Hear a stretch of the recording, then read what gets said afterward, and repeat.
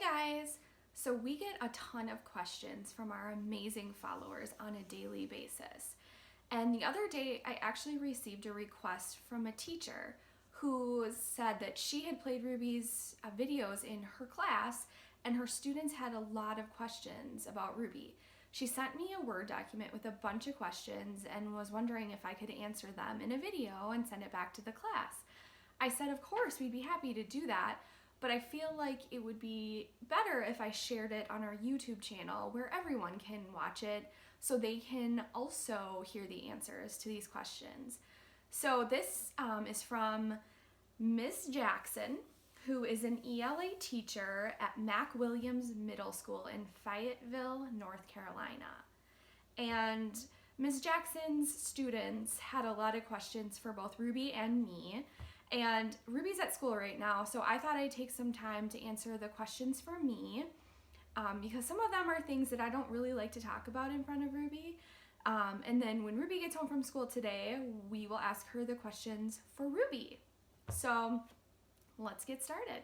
So the first question is, why was Ruby born with Strom Syndrome? Did you know she had it before birth? I did know that Ruby had a genetic condition of some sort before she was born. Around the 18th week, I went in for my first ultrasound, and we could tell that there was something going on with Ruby's bones. They weren't as long as they were supposed to be, and her head was not the size that it was supposed to be. At that time, we had no idea what was going on. So during my pregnancy, I went through multiple tests and I had multiple ultrasounds throughout my pregnancy. We found out that Ruby had Strom Syndrome officially about a couple years ago. So it hasn't been that long. And the thing about Strom Syndrome is that it's so rare and there hasn't been a ton of studies done on it. So when Ruby was in the NICU, she was actually diagnosed with a genetic condition that's a really long name that I cannot even say for you. It's like microcephaly apopelotresia ocular anomalies syndrome or something like that. And I can link to this below so you can get more info. Because at the time, there were only about 3 people in the world who had this exact constellation of symptoms. And so I left the NICU with this diagnosis thinking, oh, we're never gonna get answers. Well, over the years, more and more people came to doctors and had this exact situation going on. And one scientist named Dr. Strom was researching this since 1993. So they actually nailed down the gene that is responsible for all of these symptoms, and they called it Strom Syndrome because of this scientist. You know, Strom is a genetic syndrome, and so in order for Ruby to have gotten Strom Syndrome, her dad and I both were carriers of Strom, and Ruby could have either not gotten any of the gene, she could have just been a carrier like I am, but what happened is that Ruby got 2 copies of the gene, which caused her to actually express all of the symptoms of Strom Syndrome. The next question is it hard for you to understand Ruby's speech sometimes? And the answer to that is, yeah, it is hard for me sometimes to understand her. And what I've learned is that if I want to completely understand what she's saying, I need to ask her questions in different ways. Sometimes I have to just re-ask the question in the hopes that she'll say it in a way that I can understand. I can say that Ruby's speech has gotten so much better over the years, and now I pretty much always understand what she's saying, and she's really good at being patient with repeating herself until I can understand her. So that's awesome. Has Ruby experienced any bullying from school or otherwise in her life? If so, how did she and you handle it? Ruby has not experienced any bullying that I know of in real life. So at school or in the community, no one has ever bullied Ruby. We sometimes do to this day receive online bullying, so through social media. When Ruby's video went viral, that video received some very negative comments on it. She did not know about that. I don't have time for hatred and bullying, so I delete it right away and I report the person who bullied. So fortunately, no, Ruby does not get bullied, and she doesn't know if she's being bullied online. Does Ruby get moody and have mood swings like typical middle schoolers? Yes, absolutely. She is a teenager, and she's a human, and she's not always happy. So yeah, there are mornings that when Ruby wakes up, I know that she's crabby. I can just tell by the way that she is acting, like the way that she's talking to me. There are days when she gets home from school and she does not want to talk to me. She goes to her room, slams the door, and spends time alone. So yeah, Ruby is a moody teenager, just like anybody else. I've always felt like I like to keep those things private because I don't think that it's my information to share. I think always, what would I want in this situation? If I'm in a bad mood, would I want someone videotaping me or taking a picture or sharing a story about me on social media where hundreds of thousands of people or millions of people can see? No. So I just don't film those times. And I know that that might lead people to believe that Ruby is always happy. And that's okay with me because you know what? For the most part, she is a very happy, sweet girl. Does Ruby ever act out or get grounded? Yes, she does act out. There are times when Ruby doesn't follow directions, doesn't listen to me, when she has, resistance to like her brace, for example. She does not like wearing her back brace, but she has to wear it. And so we, have to work through that. And Ruby doesn't really get grounded in the traditional sense because she's not out running around with her friends all the time, but I'll like take her iPad away for a day, or we'll have a long conversation about the right way to act in a situation. So yeah, she has her own kind of grounding, I guess. What is it like for Ruby to get around her house? And is it hard for her to navigate new places? Ruby knows the layout of our house really well, and she can get around the house without any assistance. And I make sure not to move things around. And I keep all the furniture where it is. And if I do change something, I let her know. People who come into our house know not to like leave their shoes in the middle of the walkway. And we never leave things just laying around so that they're not trip hazards for Ruby. She does have trouble navigating new places, and so she does sighted guide using like an arm or the elbow. And she can't get around independently. She can't just walk around a new space on her own because there are so many obstacles in life. There are people walking around, there's stuff in the way. So it's very rare that Ruby is ever navigating on her own. Usually she's being led by someone else. And I hope in the future that Ruby will be able to use her white cane. She is learning how to use a white cane, but she doesn't like using it because she would prefer to hold someone's hand or do sighted guide with their arm. I just think that it's a security thing. It's easier to have someone who's sighted guiding you around. So right now she's using what is called a pre-cane, which is like a device that looks like a walker, and that helps her learn that the cane is to be used to help her identify obstacles in her way, changes in the texture of a walkway, hitting against a wall, to really help her orient in her space. So I'm hoping that she gets so comfortable with this pre-cane that she wants to graduate to a white cane. And in that situation, she will be walking more independently in the community. So I will be there, an adult will always be there, but she will have the white cane to help her navigate. What was it like raising Ruby, knowing doctors didn't expect much from her? That's a really good question. At the beginning, it was devastating. When she was first born, I was young. I was 23 when Ruby was born. I did not have a lot of life experiences at that point. I had never been through any medical issues myself or with a family member. And so all of that was brand new for me. And I didn't realize that doctors didn't think positively. Not all doctors are like this, but a lot of doctors give you the worst case scenario. And I think that is because they've seen the worst. They don't want to get your hopes up and then let you down. And also there's liability in terms of, if I tell you that something's going to happen and it doesn't, you could sue me. So it was really, really challenging. And what I had to do was to tap into something deeper than the physical world.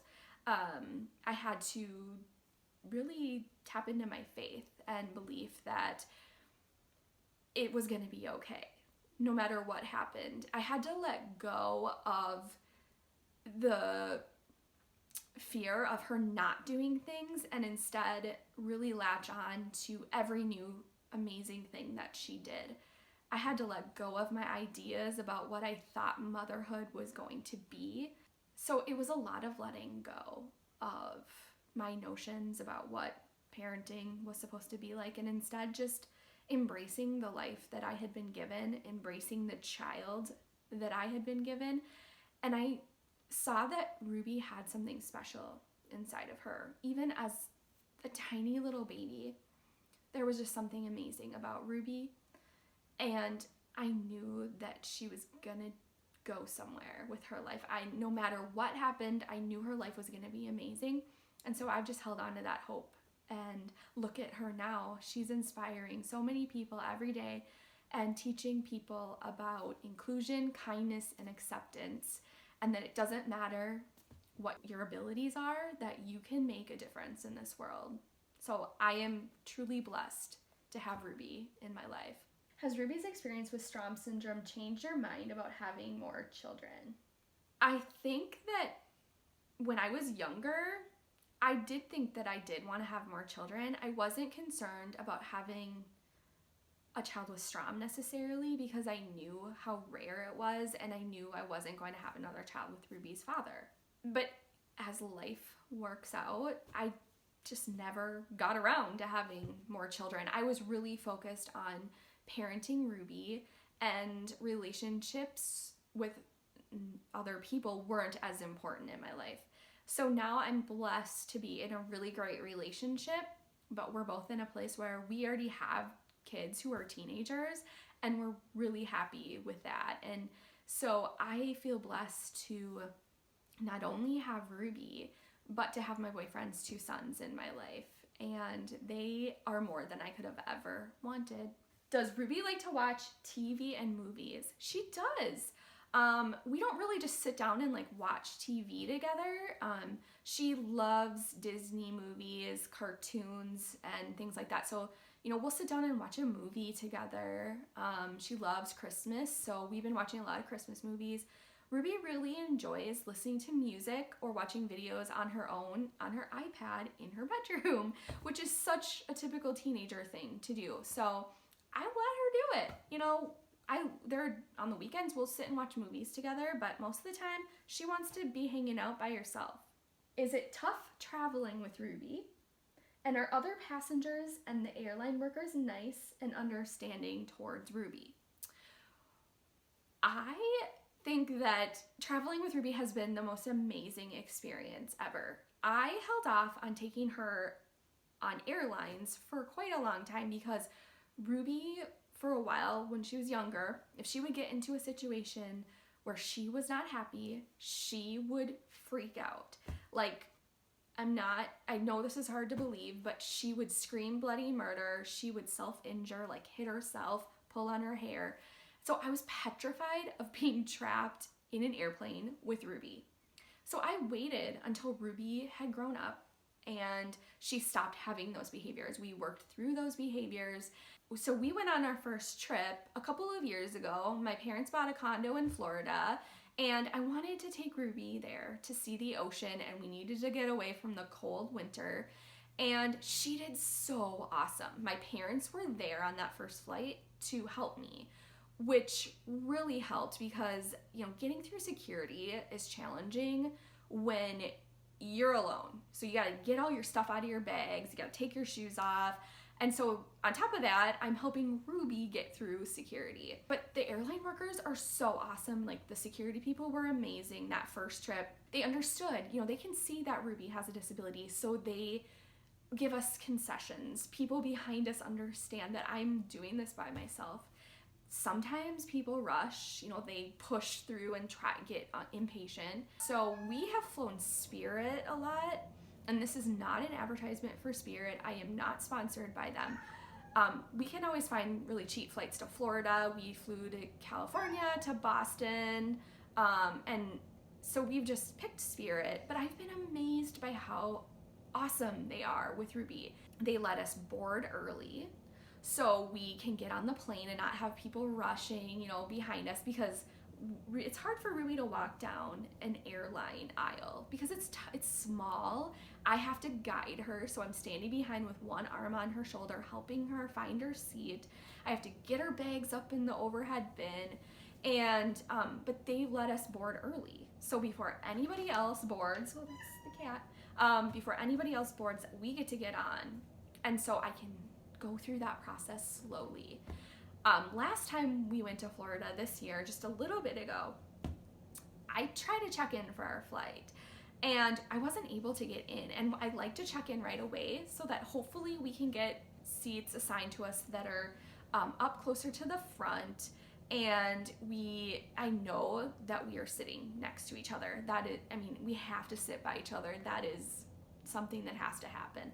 And so I just wanted that peace of mind, but I couldn't check in. So I actually wrote a message to the social media team for Spirit on Twitter. And I said, hey, I'm having trouble checking in. And they were amazing.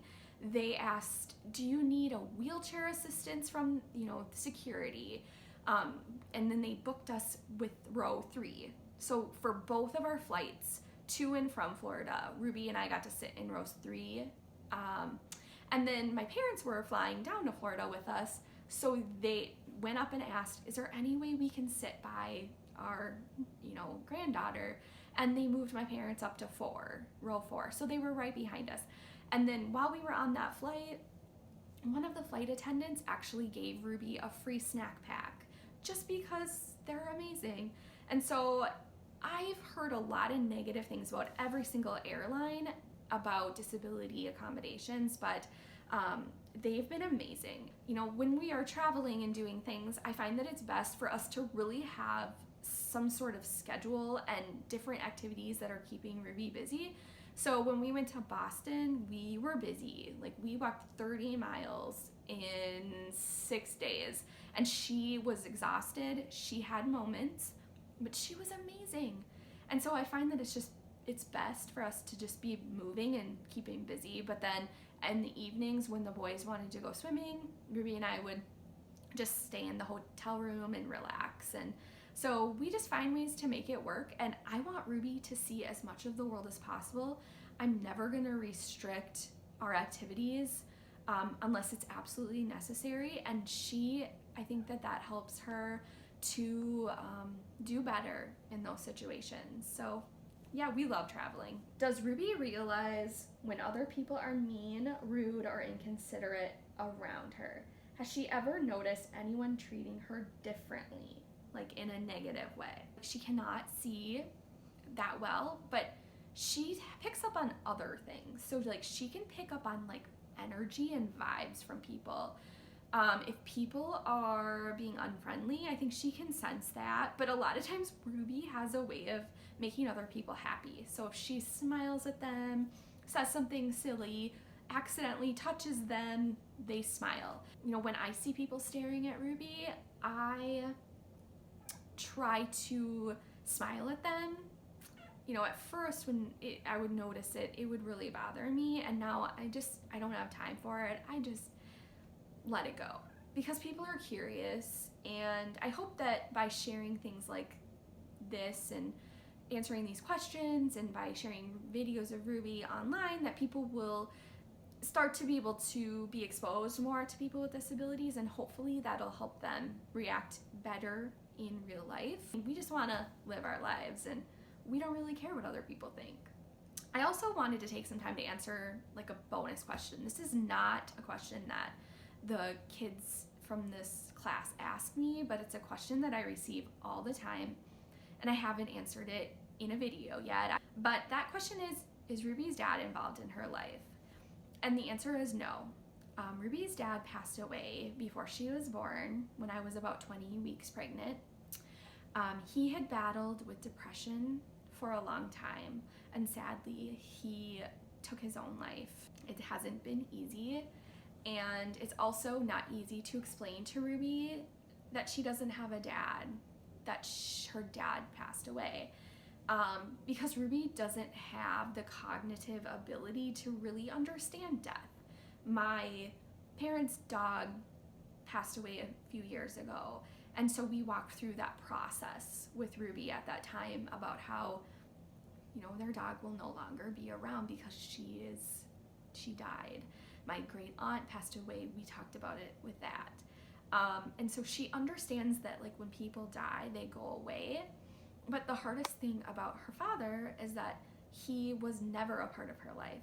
And so it's really hard to understand that when you've never known someone, why they aren't there. And so I think that will be an ever-evolving thing in Ruby's life, something that we will evolve the way that we talk about it. We do get that question so often that I felt like it was time to answer. Okay, well, that's the end of my questions from Ms. Jackson's class. No, you're silly. No, it's not funny. You're silly. I'm Miss Jackson's class. Okay, what's your name? Ruby, How old are you now? 14, What is your favorite color? pink. I What- like pink frosting on cookies. Ooh. I like pink frosting. What's your favorite food? Taquitos. Taquitos? I want to eat them Oh, all. that sounds good. I'm done with eating lunch. What's your favorite kind of music? Christmas music. What's your favorite musical artist or singer? Son of a bee. Do you like to sing? Yes. We watched the Grinch movie and cried. Oh, fun. What's your favorite movie? I quite like the Grinch. You like The Grinch now? What's your favorite book? You read a Christmas book to you. Christmas book to me. The Night Before Christmas? I'll try. Read it. What's your favorite animal? Stella. What kind of animal is Stella? A dog. What kind of a dog? Black brown. She likes me too. Do you like cats too? Yeah. What is your favorite subject at school? I think I like when best. When. Can you tell me what WIN is? Best buddies. Best buddies is your favorite? Yeah. What's your favorite thing to learn at school? We learned about horses. You learned about horses? I want to get on the saddle. Do you like morning time or nighttime better? Morning. Do you like to sing? No. You just said that you did like to sing. I did not. Are you lying to me? Yeah. No. You do like to sing, don't you? Yeah. Do you like to dance? Yeah. What's your favorite song to dance to? It's Michael's I Love You song. Michael Franti? Michael Fontaine. Can you sing a little bit of it? I can't sing. How does it go again? No. I said, Hey, hey, you're gonna take and I'll be, back to run away. the more I see, the less. No. And then it goes, hey, I love you. No. How's it go? Oopsie. I love you. I love you. I love you. I love you too, Stella. No, I can. What is your favorite place to visit?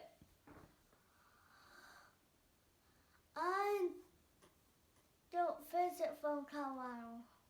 Someday you want to go there, right? Yeah. But where's the favorite place that you've already been? Florida. Why do you like Florida so much? I just came back from it. You did. Is it warm there? Yeah. It's cold.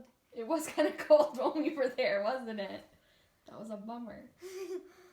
Ruby, what would you say to someone who is mean to you? Say I'm sorry. You would want them to say that they're sorry to you? Yeah. Bye! I am so grateful to you guys for caring about these issues, wanting to know more about Ruby and our lives. And as always, thank you guys for watching our channel. I can't believe how much it has grown over the last few months. I am in awe of it, how many people are interested in learning more about inclusion, kindness, and acceptance. And I am so thankful for all of you. So thank you guys.